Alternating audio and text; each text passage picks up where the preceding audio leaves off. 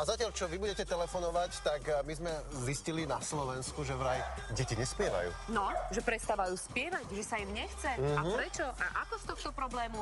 O tom je náš nasledujúci príspevok. Kde bolo, tam bolo, bola raz jedna legenda o rytieroch zo Sitna. Títo rytieri ale neboli len takí obyčajní, oni mali zázračnú moc. Deti si vďaka nim opäť zamilovali spev. Projekt s názvom Viva Zbor je určený pre žiakov 4. a 5. ročníka a jeho poslanie je jasné. Ide o to, aby deti začali zase spievať. Máme pocit, že deti teraz počúvajú veľa hudby, nie vždy tej, ktorá ich práve formuje tým najlepším spôsobom. My sa snažíme priniesť na školy hudbu, ktorá je komponovaná pre ne, ktorá je krásna, ktorá je od slovenských autorov, ktorá má poetické texty a ktorá ich hlavne privedie k tomu, že opäť začnú používať svoje hlasivky aj na spev. Počas celého roku sa učia spievať piesne, spieva teda Oskara Rožu na texty Petra Kolára a na konci ako odmenou celoročného úsilia bude, že vystúpia na zimnom štadióne v Bratislave a v počte 800 členný detský zbor zaspievajú všetkých tých 10 piesní. Je to nabudenie detí, pokiaľ tú vášeň pre hudbu ešte nemajú, tak aj týmto spôsobom sa dá osloviť detská dušička takýmto projektom. Ja tu naspievavam všetky pesničky, ktoré sa tie deti učia.